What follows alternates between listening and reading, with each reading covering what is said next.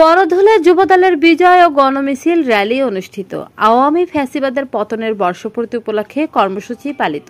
আশিকুল ইসলামের বেলকুচি সিরাজগঞ্জ থেকে প্রতিবেদনে থাকছে বিস্তারিত। জুলাই গণ অভ্যুত্থানের ধারাবাহিকতায় 5ই আগস্ট আওয়ামী ফ্যাসিবাদের পতন ও ছাত্র জনতার বিজয়ের বর্ষপূর্তি উপলক্ষে সিরাজগঞ্জের বেলকুচি উপজেলার বড়ধুল ইউনিয়নে যুবদলের উদ্যোগে বিজয় র্যালি ও গণমিছিল অনুষ্ঠিত হয়েছে। বৃহস্পতিবার 7 আগস্ট বিকেল 3টায় বড়ধুল আলহাজ সিদ্দিক উচ্চ বিদ্যালয় মাঠ প্রাঙ্গণ থেকে এই বিজয় র্যালি ও গণমিছিল শুরু হয়।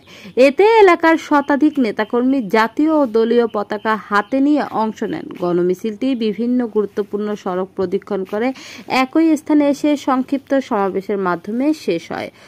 অনুষ্ঠানে নেতৃত্ব দেন বড়ধুল ইউনিয়ন যুবদলের সদস্য সচিব সুমন শেখ। এছাড়া উপস্থিত ছিলেন বড়ধুল ইউনিয়ন যুবদলের ভারপ্রাপ্ত আহ্বায়ক মোহাম্মদ কসির আহমেদ, যুগ্ম আহ্বায়ক মোহাম্মদ ইব্রাহিম হোসেন, সহকারী যুগ্ম আহ্বায়ক মোহাম্মদ আলম সহ ইউনিয়ন যুবদলের বিভিন্ন পর্যায়ের নেতাকর্মীরা বলেন, 5ই আগস্ট ছাত্র জনতার ঐতিহাসিক বিজয়ের দিন।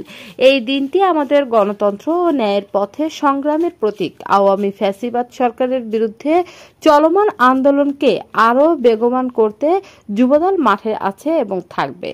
পরে সমাবেশে সরকারের দমন পীড়ন, গণতন্ত্র হরণ ও দুর্নীতির বিরুদ্ধে তীব্র প্রতিবাদ জানানো হয় এবং আগামী দিনে বৃহত্তর আন্দোলনের প্রস্তুতির আহ্বান জানানো হয়।